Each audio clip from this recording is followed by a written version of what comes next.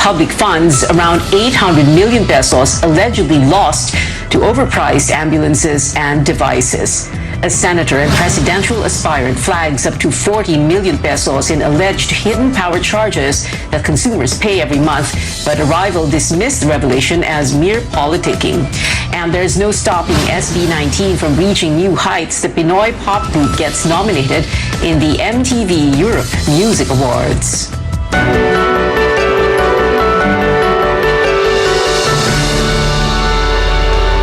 The department says it is now looking into the alleged overpriced ambulances and devices procured by its regional offices. This comes as the agency is being probed over its handling of the pandemic budget. George Quiles has the details.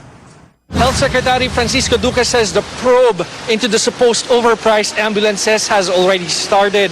Duque says the DOH is awaiting copies of documents Senator Panfilo Lacson presented during the last Senate hearing, showing the alleged overpriced components of the procured ambulances. Lacson earlier disclosed the Health Department has procured 841 ambulances distributed to different parts of the country since 2019.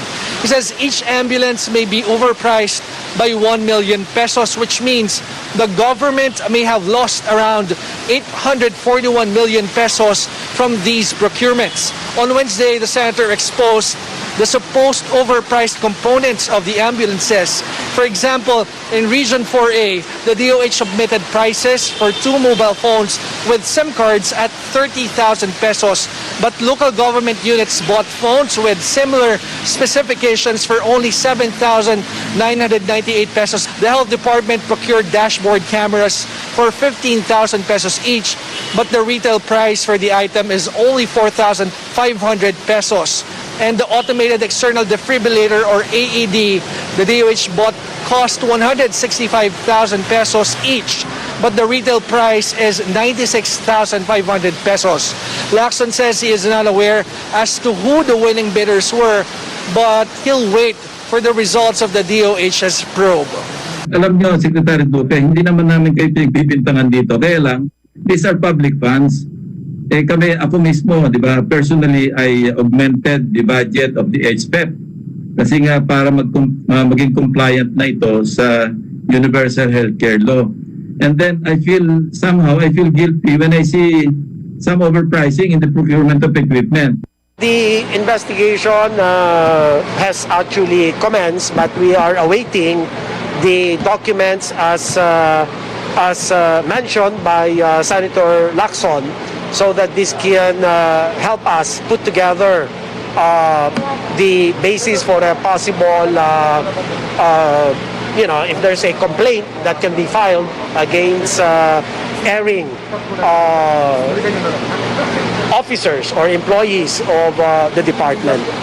Duque explains the procurement of the ambulances was done by the regional offices of the DOH.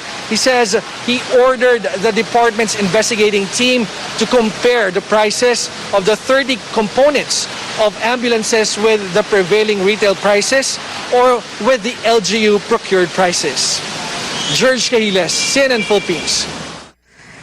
The department is confident restrictions may further ease in Metro Manila in the coming weeks. Health official tells CNN Philippines the National Capital Region may downgrade from alert level 3 to 2 if COVID-19 cases continue to decline. Undersecretary Rosario Vergere adds the number of infections in the metro is getting closer to the average figure of less than 500 a day before the surge in March. The Health Department notes it is monitoring 3 regions for a possible surge in cases. These include the Cagayan Valley, Zamboanga Peninsula, and the Cordillera Administrative Region. If you look at our epidemic curve, we will see that these areas had their increase in the number of cases, the peak in the number of their cases later on compared to the National Capital Region and the other areas. If you look at regions 2, CAR, and 9, the peak in their cases was September 26. So we are still looking at this because that's why they are still having this increase in cases, full hospitals, because their peak was later on compared to the rest of the country. The Health Department recorded over 4,000 new cases today. That is slightly up from yesterday's number, but it is the third straight day the country recorded less than 5,000 infections. All laboratories were able to submit data. Local governments ready for the second phase of the vaccination program for minors following concerns about the safety of adolescents taking the shot in hospitals. The health department guarantees the facilities are safe. Our Tristan Odalo has that story. The government is expanding its vaccination programs for minors. From 8 participating hospitals, there are now 25 sites for the vaccination of 12 to 17 years old starting Friday. The health department defends its move to conduct the inoculation in hospital setting. The government will never do that, that we will put our children in danger. We made sure na meron ho tayong special place dun sa ospital na hindi po makakahalubilo ang ating mga kabataan na babakunahan. Concerns about overcrowding and limited space also push Marikina City to conduct the immunization of minors in a mega facility like the sports complex. This is where Marikina City will hold its COVID-19 vaccination program for minors starting Friday, October 22nd. The room is equipped with all the requirements to meet the demands of Pfizer vaccines during inoculation day. So far, only 10 kids will be allowed in this facility, which is just few meters away from 2 nearby hospitals. Minors, laging times 2 yan ang bilang namin, minsan times 3 pa eh. Pagka dumating yan, hindi po pwedeng on their own pupunta lang dito. Kaya namin dinedicate lang para sa minors lang talaga yung dahil sa dami. So ina-expect namin isang bata may isa o dalawang kasama. So yung overcrowding iniiwasan namin yon. No walk-ins will be entertained during the vaccination of minors. Those with comorbidities will be prioritized. Nakikita ko naman na parang wala namang hesitation na magpabakuna sa mga pediatric group. At least 3 ambulances with emergency medical teams will be on standby in case of adverse reactions. May pediatrician kasi kami dyan na sila magmaman kung magkakaroon, if ever na magkaroon ng side effect. Kaya dito namin napili na gawin to since ang proximity namin sa hospital napakalapit. Navota City also held a dry run for the vaccination of minors. The city will administer Pfizer and Moderna vaccines at the Navota City Hospital. Pre-registration is required. In Mandaluyong City, a shopping facility will be used as vaccination center for minors according to Mayor Menchi Abalos. Quezon City will also roll out its immunization drive for minors at Quezon City General Hospital and at St. Luke's Medical Center. The government expects to inoculate over 144,000 youngsters in the second phase of the program. Tristan Odalo, CNN Philippines. The World Health Organization is keeping a close eye on 20 sublineages of the highly infectious Delta COVID-19 variant. Among these, the AY.4.2 first identified in the United Kingdom. Government data show the subtype accounted for 6% of the country's cases in the last week of September, and that the numbers are on an increasing trajectory. Some experts suggest the subtype could be slightly more transmissible than the original Delta variant, but this has yet to be confirmed. They're looking at how it's circulating and how much of it is circulating. They're looking at transmissibility.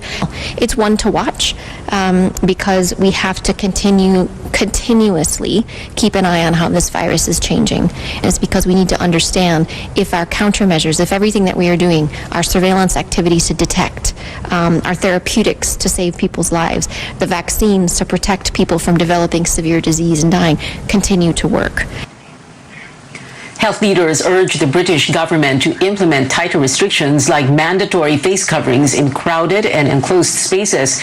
Experts say cases could surge to 100,000 per day from the current 40,000. But London says there are no plans for contingency measures yet. It adds that for now they will stay vigilant, closely look at data, and ramp up vaccinations.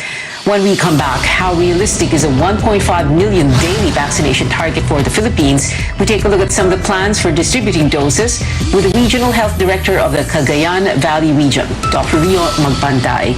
And officials at a recent budget hearing get an earful of allegations about hidden charges in electricity costs. Keep it here on CNN Philippines.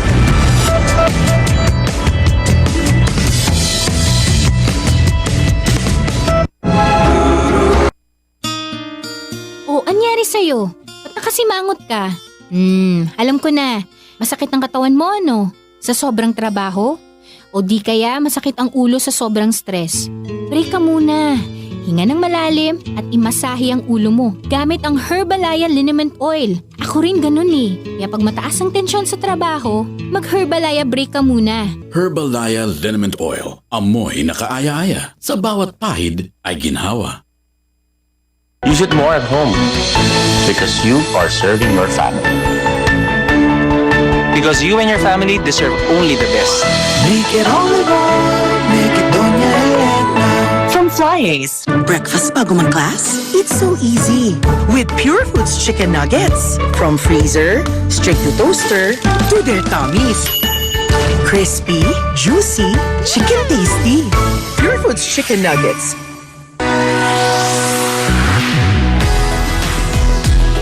Kabilang ba kayo sa mga Pilipino na nahihirapan sa mga transaksyon dahil wala o kulang ang mga valid IDs? Huwag nang mag-alala dahil narito na po ang PhilSys, ang identification system ng bawat Pilipino. Meron lamang pong 3 steps para makapagrehistro at makakuha ng PhilID. Para sa Step 1 registration, pumunta lang sa register.philsys.gov.ph para makapag-register sa PhilSys online. Sa pamamagitan ng ID natin, ang bawat Pilipino ay meron ng valid proof of identity. At mas mapapadali na ang ating mga public and private transactions. Kaya ano pang hinihintay nyo? Ayaan na sina nanay, tatay at ang buong pamilya. At mag-register na. Ito ang PhilSys, ID natin to.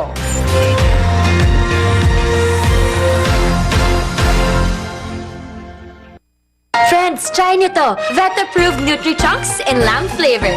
With active boost and prebiotics na pampalisto. Made with real lamb goodness.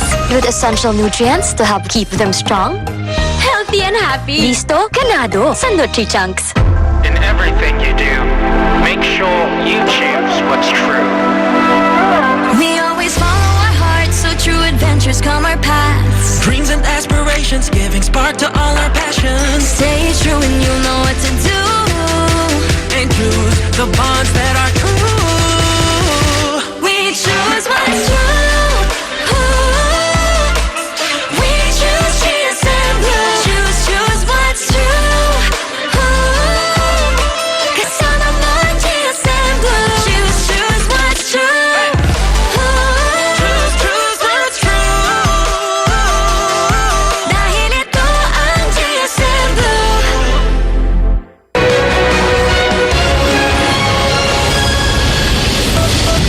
Welcome back to Newsnight, where we go above and beyond the headlines. I'm Pia Ontiveros. The government recalibrates its COVID-19 vaccination strategy in hopes of a better Christmas and a safe election season next year.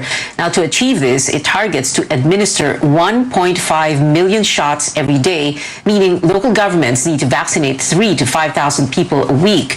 Is this possible in the provinces? We go above and beyond the headlines with the Regional Health Director of the Cagayan Valley Region, Dr. Rio Magpantay. Dr. Magpantay, good evening to you. In February, we spoke before the vaccination rollout began. But first, I wanted to do a little bit of numbers, to show the numbers lang po muna para maintindihan po ng viewers natin. Ang population po ninyo sa Cagayan Valley ay 3.6 million and your vaccine eligible population is 2.5 million. Dr. Magpantay, can you tell us ilan na po ang fully vaccinated at ilan na po ang may first dose na? Yes, that your statistics are correct. For our first dose, we have vaccinated around 680,000 clients, and for the fully vaccinated, around 580,000. That's around 27% and 22% respectively. 27%, Doctor, of the 2.5 million? Yes, of first dose, and then around 22% for the fully vaccinated. Okay. Well, Doctor, when we spoke, like I said, in February, when I did that interview with you, that was February, and March nag-umpisang dumating yung mga bakuna. Of course, hindi agad-agad na-download ka agad sa lahat ng mga rehiyon, sa lahat ng mga probinsya, mga munisipyo, mga bayan. Pero how long did it take for the vaccines to reach your area, DOH Cagayan Valley, and how long was it before you were able to download to the different municipalities? We didn't have problems with the downloading, but the problem was the number of vaccines being downloaded to the region. So it's only this time kasi we prioritize the areas with a lot of COVID-19 cases like the NCR and its neighboring regions. So yung mga regions naman far from the central, the vaccines actually were much lesser compared to the regions I have mentioned. But now, since we are prioritizing... Maybe that is... Yeah. Go ahead po. I'm sorry, Doctor. Go ahead. Sige po. Kayo na po muna. Pasensya na po. Yes. Ganyan talaga ang Zoom eh. Yes, as I was saying, now that we have been receiving a lot of vaccines, of course, from COVAX, and we've been purchasing more. We are now being allocated more vaccines. Kaya ngayon yung kumbaga sa ang battle time para makapag-job kami ng mas marami. All right. And of course, that is what explains why the numbers are quite low. Like you said, 27-25% of the vaccine-eligible population. But now, Doctor, na ang daming dumating in... I'm sorry, 27 and 22%. Now na ang dami ng dumating na mga bakuna and dumarating na po ba sa region, sa Cagayan Valley? In other words, from Metro Manila, nakakarating na kaagad ba sa inyo? Yes, that's true. Kasi formerly, all the vaccines are being downloaded to the regional office. And we distribute the different vaccines to the provinces and even municipalities. Now, it has a different scheme. More vaccines are being downloaded directly to the provinces and even local government units. Okay, that's great. The national target now is 1.5 million doses a day, and that will mean that a certain number of that ang kailangan gawin ng Cagayan Valley. Kaya niyo po ba yon, Doctor?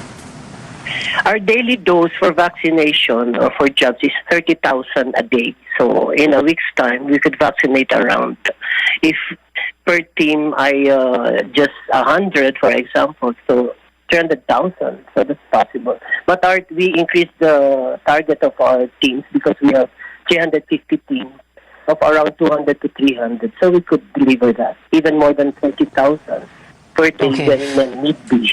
Yeah.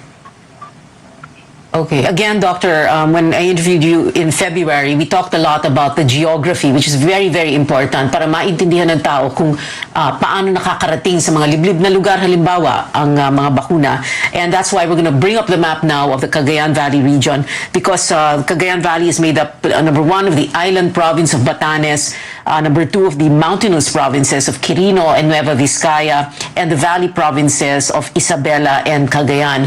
And when I say geographical challenges, I really mean, like we spoke about it in February, ang laki ng challenges nyo. And I remember you talked about how you said you would need to hire, for example, light planes to bring vaccines over the Sierra Madre mountain range, for example. That you had challenges when it comes to coastal areas of Cagayan province, challenges in terms of the island town of Itbayat in Batanes, for example, the farthest point of Quirino, for example, and so many other municipalities sa Cagayan Valley. Nung nakwento niyo po yun nung February, all this time, syempre, ang iniisip ko was, paano niyo nagawa yung pagpapadala ng mga bakuna sa mga liblib na lugar na iyon?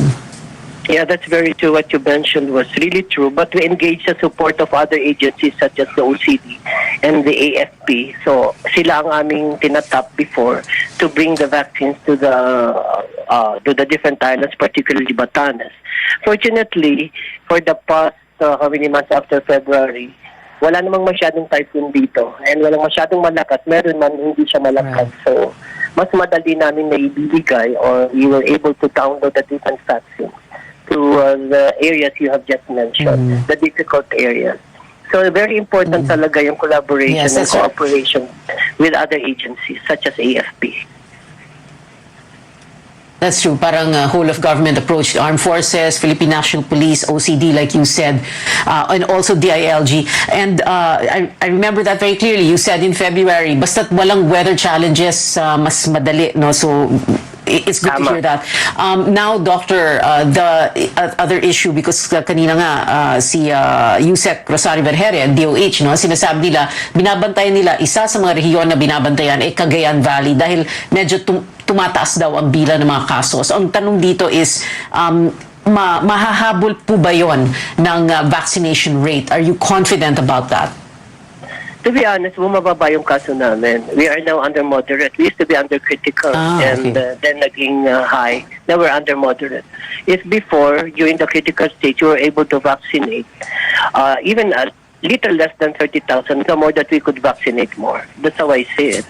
And now that we have a different scheme na pwede na i-download sa iba't ibang lokal na gobyerno coming from the central, mas mabilis silang matatanggap yun. Mas mabilis silang maibabakuna. The only challenge we have now is the number of vaccination teams. We really have to add more to make sure na faster yung jabbing natin. That's true. Dr. Rio Magpantay, the Regional Health Director of the Cagayan Valley Region. Doctor, maraming salamat po sa inyo. Please stay safe, sir. Thank you so much. You too.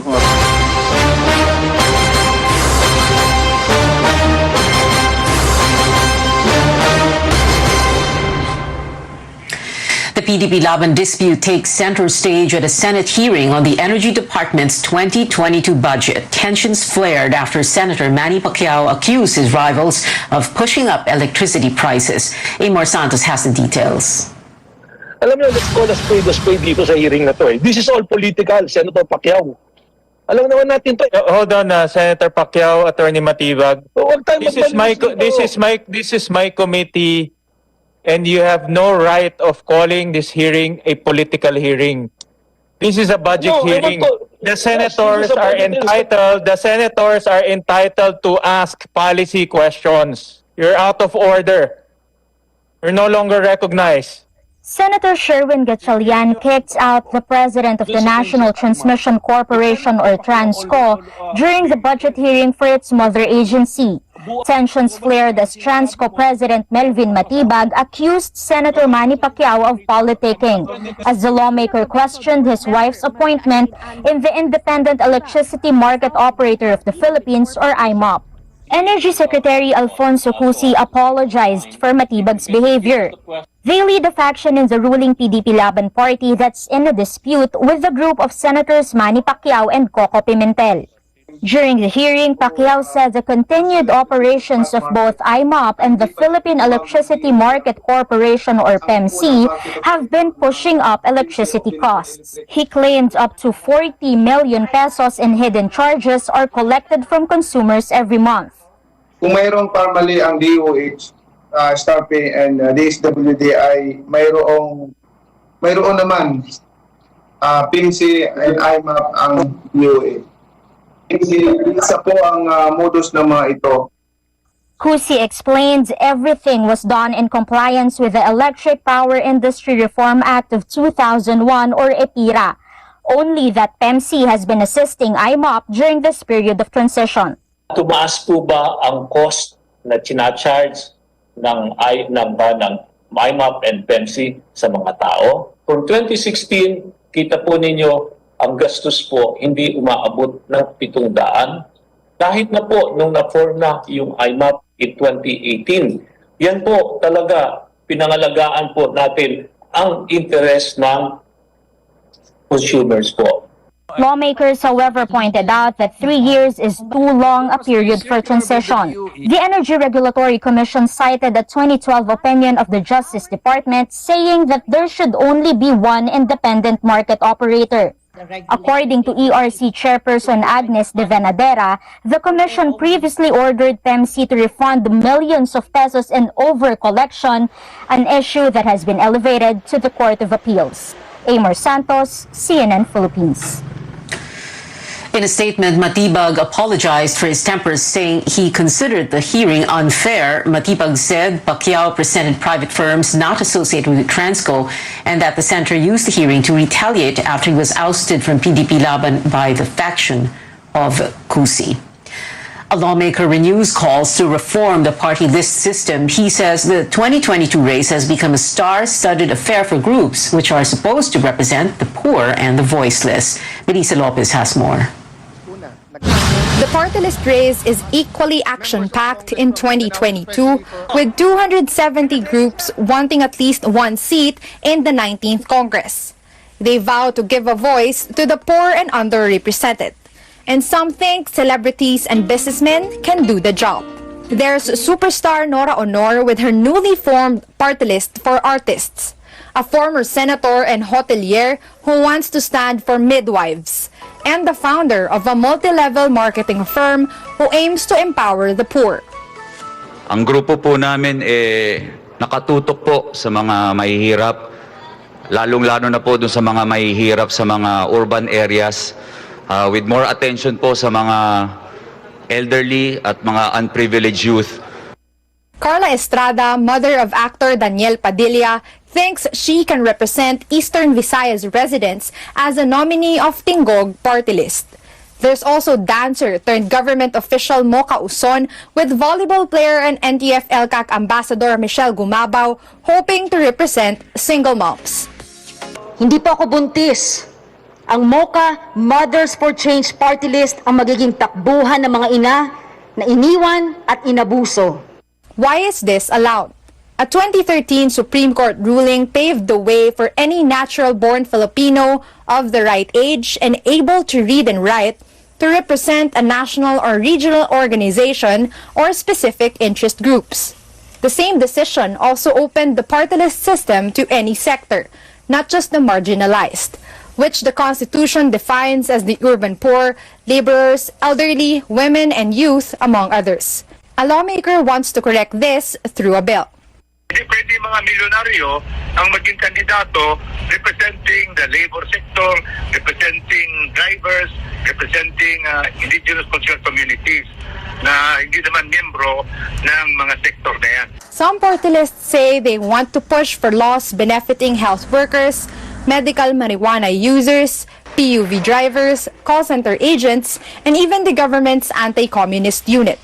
It's about time we overhaul the party list system. So I think a reform is very, very important so that we can make sure that yung marginalized are really marginalized so that they can have a real voice. The Commission on Elections will have to go through each party list group and their nominees. The final list will be out in December. Melissa Lopez, CNN Philippines. Straight ahead, more Filipinos make the country proud as they prove Southeast Asian music scene. Details after the break.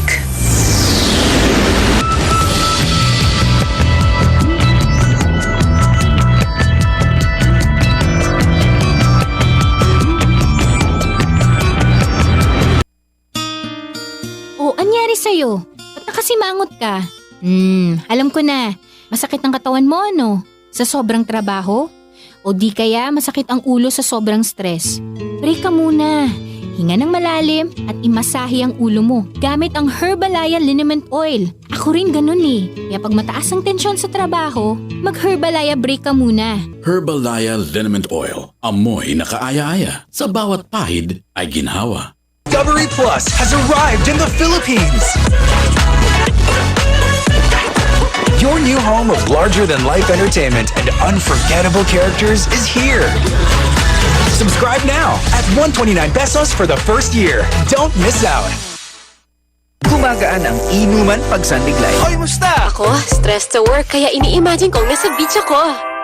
Ako, busy sa paglaba at pagluto, kaya ini-imagine ko, nag-iit-olokin tayo. Ako, ini-imagine ko yung party. Laging masaya. Kasi miss ko na kayo. Buti na lang, may San Miguel dito sa tindahan. Pagtapos ng mabigat na araw, mag-inuman with friends and San Miguel. 100 calories lang. Magaan sa tiyan. Ulitin natin to. Ang alin? Mag-imagine? Hindi. Mag-inuman. Love is all about time. Di minamadali ang pagpapasarap. Like the love in every Pure Foods ready-to-eat. Slow cooked and ready in 8 minutes. Para may time ka sa mga mahal mo. Because love takes time. Now more than ever, the internet has become critical, whether it's to learn, to work, to get healthcare. As technology keeps on advancing, the customers keep on changing their needs. We have to be very reliable as far as our customer engagement is concerned. We make sure that our IT infrastructure is very stable in order to serve our customers better. We'll continue to drive digital adoption in the Philippines. We feel quite fortunate that we're able to help and make a difference.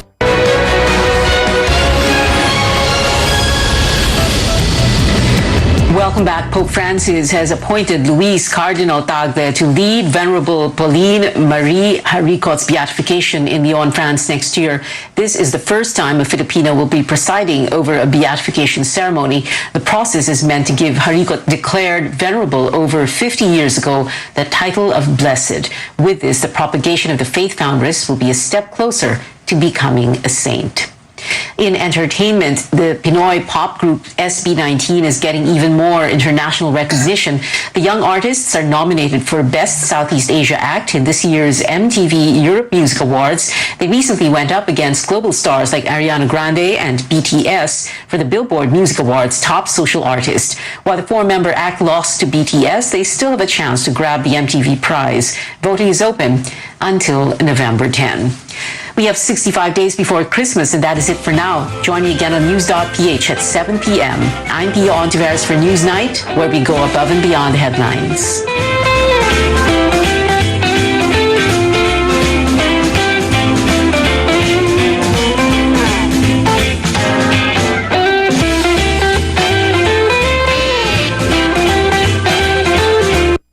This program is brought to you by...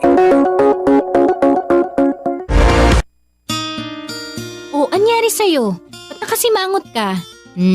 Alam ko na. Masakit ang katawan mo, ano? Sa sobrang trabaho? O di kaya masakit ang ulo sa sobrang stress? Break ka muna.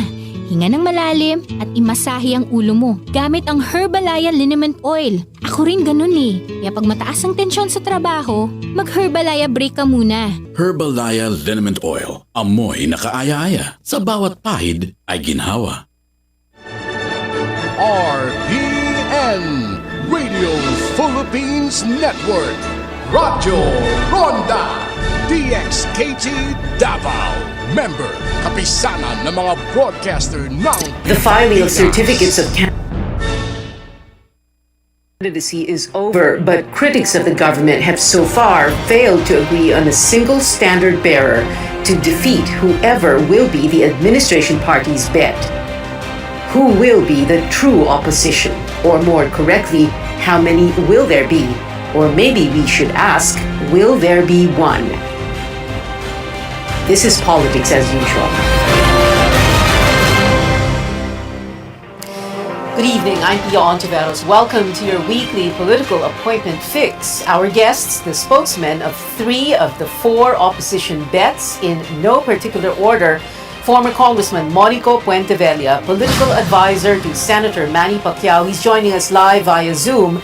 Former party list Congressman Ashley Asedillo, speaking for Senator Ping Lacson and the Center's party of which he's chair, Partido Reforma. Ashley is here in the studio with us, but we're 5 to 7 meters apart, very safe. Of course, we're only limiting to one guest for every show in the studio. Lito Banayo, Mr. Lito Banayo for Isko Moreno, the one-term mayor of the City of Manila, chair of Acción Democrático, joining us also live via Zoom. And I would have also introduced Attorney Barry Gutierrez, spokesperson for Vice President Leni Robredo, but Barry declined to come on the show, saying pass, and we couldn't get anyone else from the VP's office, including, among others, former Senator Bam Aquino, campaign manager for the Vice President, because they all declined. And all 3 of my guests, Lito Banayo, Monico Puentevella, and Ashley Asedillo, will try to tell us what's going to happen between now and November 15, D-Day, the last day that substitution can happen. But before we go to that discussion, just to illustrate what's going on, to do like parang a virtual tabletop exercise, we have here on the board the President, Vice President, 2 columns, and we're just going to put up these people on the board. So Ping Lacson, of course, running for president here. His running mate, Tito Soto. Isko Moreno, running for president. His running mate, Doc Willie Ong. Manny Pacquiao, running for president. And Lito Atienza, his running mate. And of course, VP Lenny Robredo, even if she has no representative here tonight, and her running mate, Kiko Pangilinan. Here on the board also, just in case, no, because there is that possibility, Sara Duterte could be running for VP or president. We don't know yet, but she has said that she's going to run for mayor of Davao for a third term. Let's see what happens. Her father, Digong Rodrigo Duterte, is still here on the board. Bato de la Rosa, of course, running for president so far, the standard-bearer of PDP Laban. Bongo, running for vice president, so let's put him here in the VP column. And Bongbong Marcos, running for president. All right, so let's go to our guests tonight. And I wanted to begin with this. A main question for everybody. And I wanted to know which one of your principals is going to be the opposition candidate. And of course, we are presupposing that isa lang ang pipiliin. Let's see, no? So let's begin with Ashley Asedillo. Is it going to be your principal? Is it going to be Ping Lacson who will be the opposition candidate? Well, yet to be fair to the other candidates, no. My principal, Senator Lacson, has always been an independent, and he will continue to do so even if he's running for president. And he has never claimed to be a member of the opposition, nor will he claim just for purposes of running for president. So he will continue to, well, for lack of a term, no, people call it a middle ground or a third force, but suffice it to say, he will continue to be the independent candidate that he has been Middle ever ground, since. third force, and Third that force, was a yeah. term that we used back in the 98 elections, ano.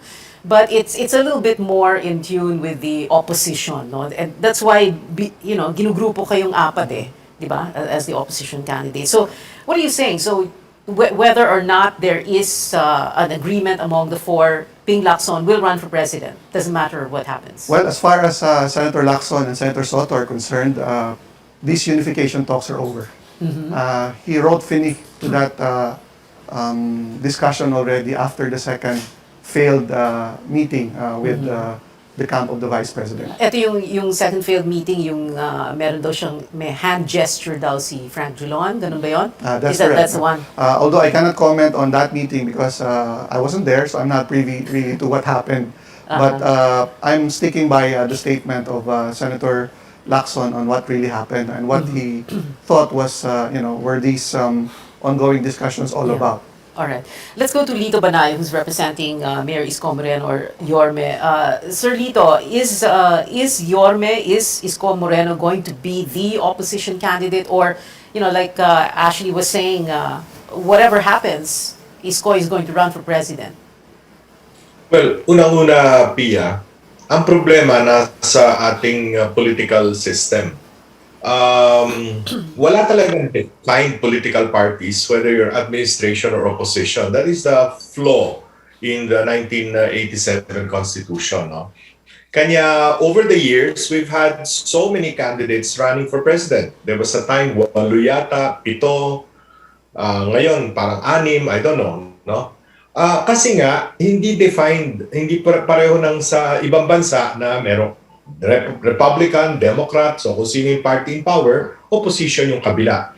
So at the end of the day, what we have are candidates who represent themselves as political personalities and their advocacies, which may neither be opposition or administration. Mapwera na lang syempre yung administration itself na dapat nilang depensahan yung patakaran o yung policies ng present administration. But everybody else have their own advocacies, have their own platforms, and have their own political personalities heading the pack, whether as president or vice president. Yeah. So that inherent flaw that, unfortunately, or fortunately for many different political personalities, we never have ever corrected, Sir Lito. How is that going to play into the decision of Isko Moreno? In other words, no matter what happens dito sa unity talks na to, whether tapos na siya or ongoing or may pag-asa pa dahil may November 15 pa tayo, tatakbo pa rin siya talagang para sa pagka-presidente, no matter what happens. Yes, no matter what happens, Isko Moreno will run for president and so will Doc Willie Ong as his vice president. All right, let's go first to Monico Puentevella. Sir, your principal, Manny Pacquiao, is he going to be the opposition candidate, or as Ashley Asadillo here and Lito Banayo also on Zoom said, tuloy pa rin ang kandidatura ni Manny Pacquiao no matter what happens in talks, whether or not they're failed or are still going on? Thank you very much, Pia, at mayong gabi sa tanan. Good evening, ladies and gentlemen. The senator has always been bent on running, and he has even said that anything can happen until November 15, but he has always maintained that he will run for president. Even before, for the last 2 years, he has been preparing for this. However, like a good gentleman, we have been talking also with the other candidates, because Senator Pacquiao has always wanted to have a unifying opposition, a united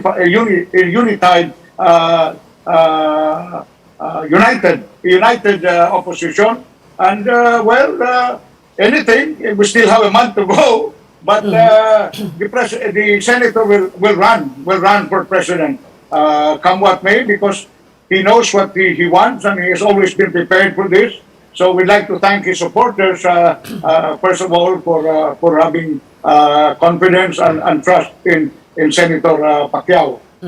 Okay, well, so if these three gentlemen, Manny Pacquiao, Ping Lacson, and Isko Moreno are going to run for president, and, you know, everybody says, and then let's say Lenny Robredo also decides to run for president, na ituloy na rin niya yung kanyang kandidatura, everybody's saying that mahahati lang talaga ang boto ng opposition. And if there is the possibility of a Bongbong Marcos and a Sara Duterte tandem, whether Bongbong for president and Sara for VP, or baliktarin natin yon, you know, they're saying none of you stand a chance against BBM Sara. If it is BBM or Bongbong Marcos and Sara, maraming magagalit if you say BBM. We should call him the Bongbong Marcos. So, paano po yun? What's going to happen now, Ashley? Yeah, I think we have always believed that a strong campaign, it doesn't matter who runs against your candidate. And not only that, we believe that we are not only a strong, that we only don't have a strong tandem, we also have we're running a smart campaign, which means that it shouldn't matter who Senator Lacson and Senator Soto are running against, but at the same time, we're also open to making calibrations or adjustments as we go along. As we said, the landscape is not yet fully formed, precisely because there are still going to be potential realignments or potential candidates even by the time November 15 rolls into town. So, yun, we believe that it should not matter. However, we are, of course, open to adjustments depending on what the final lineup of candidates will be for president and vice president. Okay, we're going to have to go to a break, but before we do, I have a question for Lito Banayo, who, like I said, is representing Isko Moreno. And by the way, Sir Lito, this is your second time to guest. You're a regular on the show already. But I wanted to ask you about this, what's going on in your camp, because Florin quits, Cesar leaves, Caballo withdraws, and Samira melts behind Isko Moreno on stage. We're going to get more insights from the spokesman of three presidential aspirants after a quick break. This is Politics as Usual. Be right back.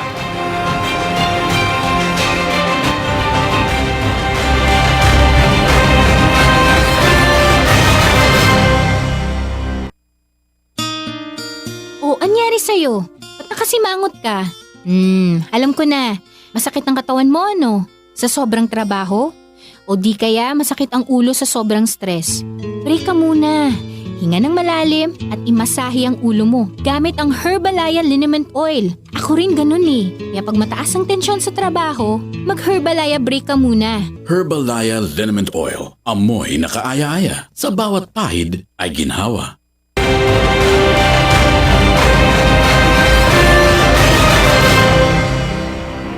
Welcome back. So with us, spokesman of three opposition bets, Monico Puentevilla speaking for Senator Manny Pacquiao, Ashley Acedillo for Senator Ping Lacson, and Lito Banayo for Isko Moreno.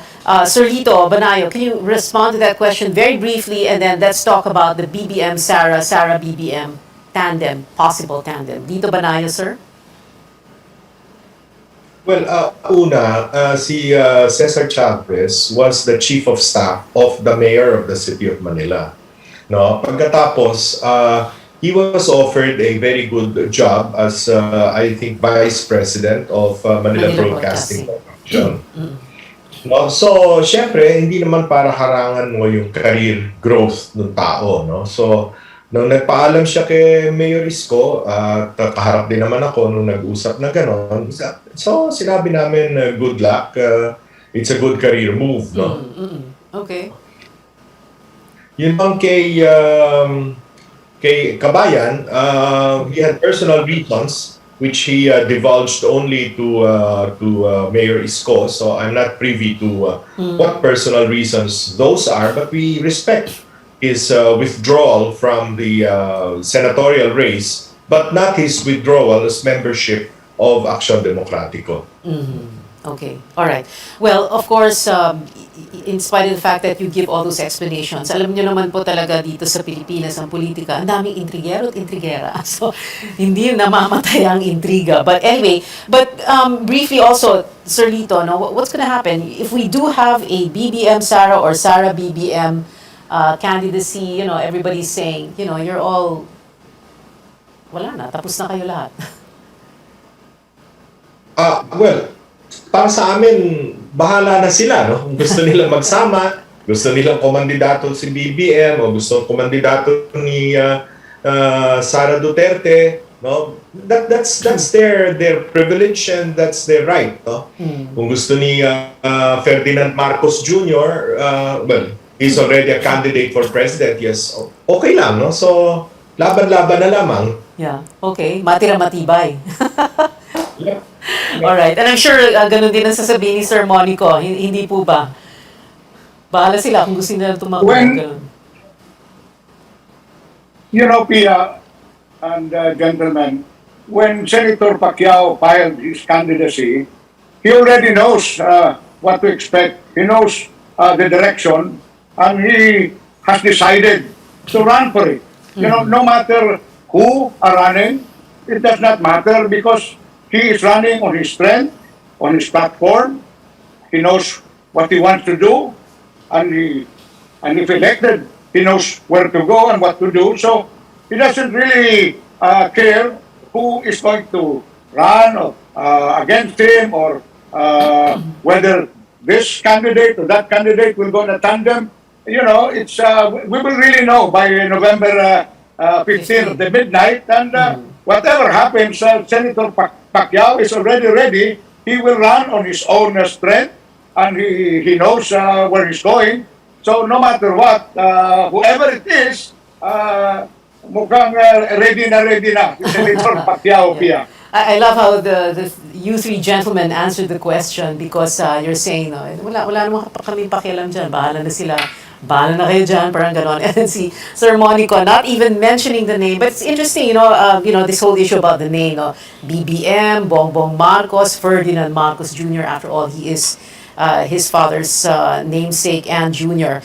Anyway, a lot of people are saying, one glaring, proof, or, proof perhaps that you really should be together, pero siguro hanggang ngayon, hindi pa talaga tinadhana, yung mga senatorial candidates ninyo, para bang you're choosing from the same pool? Para bang pinag-aagawan nyo? Or, of course, a nice way of putting it is guest candidate, So, can you address that issue na magkakapareho lang naman yung mga kandidato nyo sa Senado, Ano yun?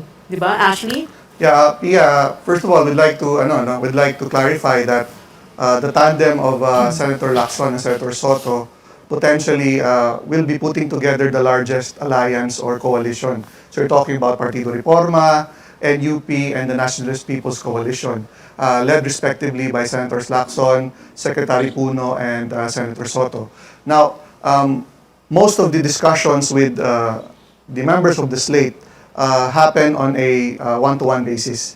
And we really don't know who they talk to after we've spoken to them. And we're actually not mindful of who they've spoken to because prior to the filing, nothing was final. And even after the filing, nothing was still final precisely because, decisions have to be made also at the party level, even from within our own coalition or alliance. So you're talking about 3 entities that need to sort out things from within their own parties. So eventually, kaya nagkakaroon ng ganyan. Kasi eventually after 2 of our principals spoken to these senatorial candidates, they also will be going to the other parties. And we understand that because they're trying to increase their chances of winning. And but we're just happy that so far we have the most solid slate, no? And in fact, we have a slate of 14 senatorial candidates. So solid, it went over 12. Yeah. Sir You could say that. Sir Lito Banayo? Iba ang aming pananaw dyan, Pia, with all due respect to the other candidates, no? Kami kasi, kanino ka entablado titindig?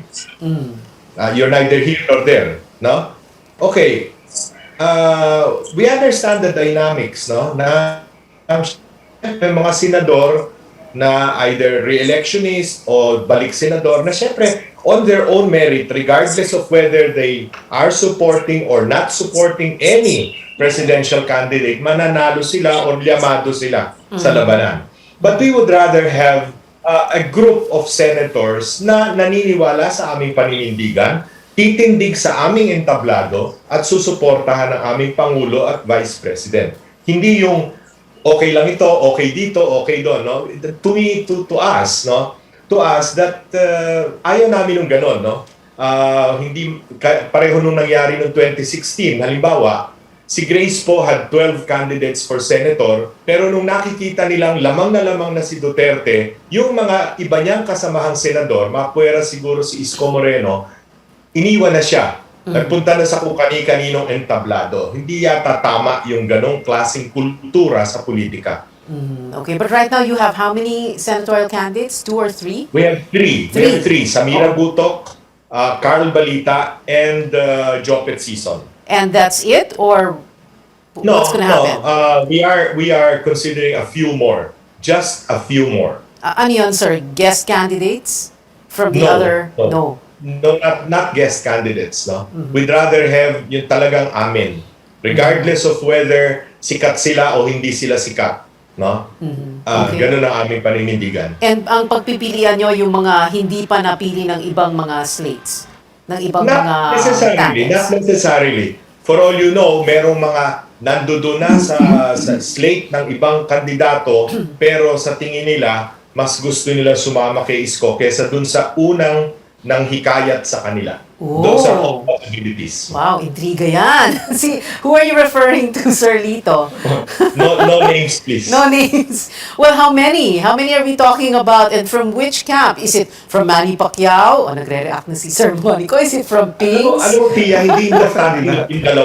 Hindi importante 12, 14, 15 ang yung senatorial candidates, no? Kasi ang boto ng tao sa senador, hiwalay sa boto niya sa presidente at vice-presidente. In the same way, na yung boto sa isang governor o city mayor, kursunada niya yon, miski na dynast yung mayor na yon, pero pagdating sa presidente, vice-presidente, may sarili siyang kursunadang binoboto. I've learned that through several presidential campaigns. Okay. Sir Monico, what about you? What do you think? With all due respect to our other friends tonight on your show, Pia, our group of Senator Pacquiao with Lito Atienza as Vice President, you can call our group May Pinagsamahan. You see, si Senator Pacquiao has been blessed to be in Congress for some time and also in the Senate. So yung mga kaibigan niya, close to him, that he has befriended all through these years, ang sinama namin. And, I have to also say that if you talk about diversity or diverse company, kami ang bigla na binigay namin ang lineup even with Nery Colmenares. While the other group are still deciding and arguing and debating, kami kinuha namin kagad ang isang labor leader at of course ang ating kagalang-galang na Congressman Nery Colmenares na pinag-arguhan doon sa ibang partido. You see, manotice mo maski pag-filing, ang unang nag-file kagad is Senator Pacquiao. And that is designed to some people, some analysts, of being decisive, which is a factor for leaders. You know, are you decided right away or hanggang November 15 ka pa, magsa-substitute, or are you going to file up to the last October 8 filing, or decided ka na? That's why, to some people, analysts, the leadership factor would be decisiveness. Are you decided? Laban ka ba? Or,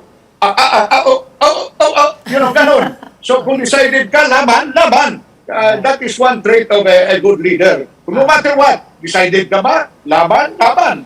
Oh, don't look at your enemies or your opponents or your other adversaries.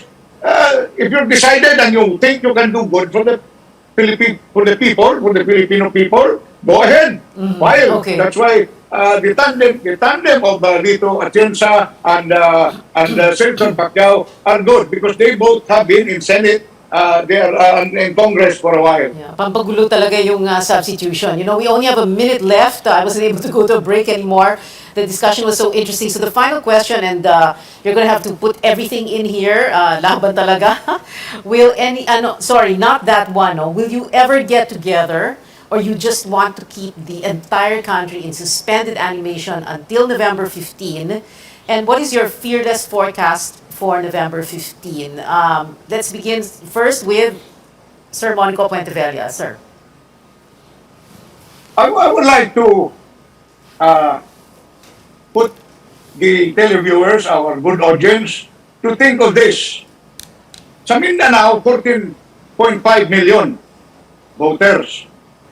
That is the third of Sara and Senator Pacquiao. In the Visayas, another 14.5 million voters, a total of about 29 million or 30. Pacquiao is the only genuine Bisaya from Cebu and from Jensan. So you can already analyze why Pacquiao is hell-bent on running. Sa Luzon, you have about 30 million voters. Pag-awayan yan ng 5 o 6. If Sara runs, that will be 6 who will fight over in Luzon. Kung 5 lang, sila. So, you have to analyze that. That's why Pacquiao is really determined to run because he has already studied.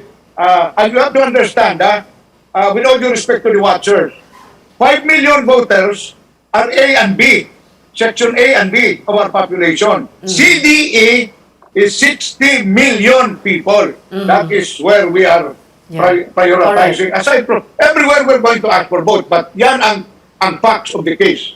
Okay, nag-overtime na tayo sa laban. Sir Lito Banayo, your brief final word, sir.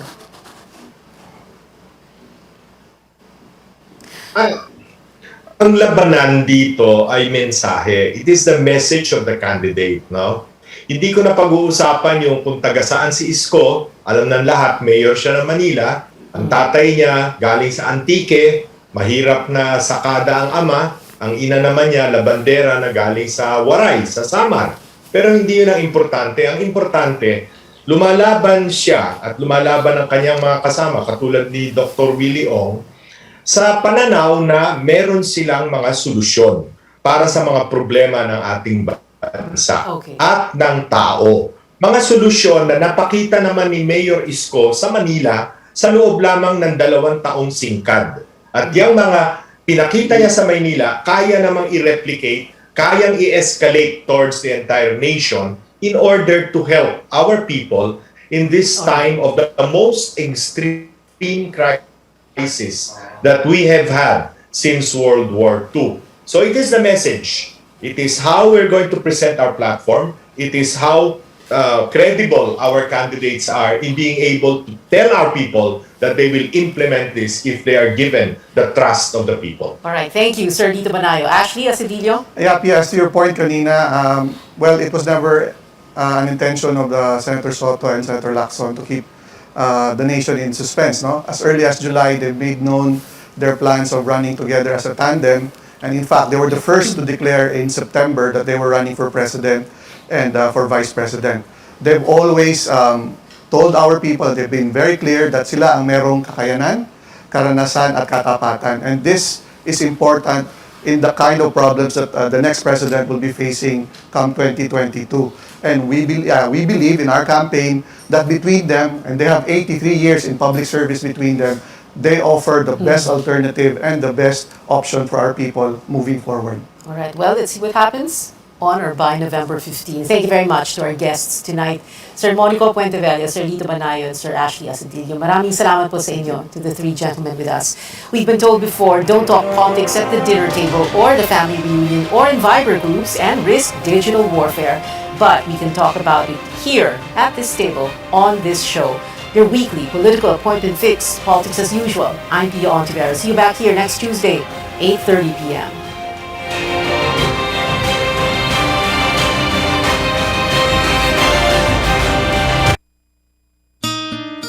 O, anyari sa'yo? Ba't nakasimangot ka? Alam ko na. Masakit ang katawan mo, ano? Sa sobrang trabaho? O di kaya masakit ang ulo sa sobrang stress? Break ka muna. Hinga ng malalim at imasahe ang ulo mo gamit ang Herbalaya Liniment Oil. Ako rin ganun eh. Kaya pag mataas ang tensyon sa trabaho, mag-Herbalaya break ka muna. Herbalaya Liniment Oil. Amoy na kaaya-aya. Sa bawat pahid ay ginhawa. O, anyari sa'yo? Ba't nakasimangot ka? Alam ko na. Masakit ang katawan mo, ano? Sa sobrang trabaho? O di kaya masakit ang ulo sa sobrang stress? Break ka muna. Hinga ng malalim at imasahe ang ulo mo gamit ang Herbalaya Liniment Oil. Ako rin ganun eh. Kaya pag mataas ang tensyon sa trabaho, mag-Herbalaya break ka muna. Herbalaya Liniment Oil. Amoy na kaaya-aya. Sa bawat pahid ay ginhawa. RPN Radio Philippines Network. Radyo Ronda DXKT Davao. Member, kapisanan ng mga broadcaster ng Pilipinas.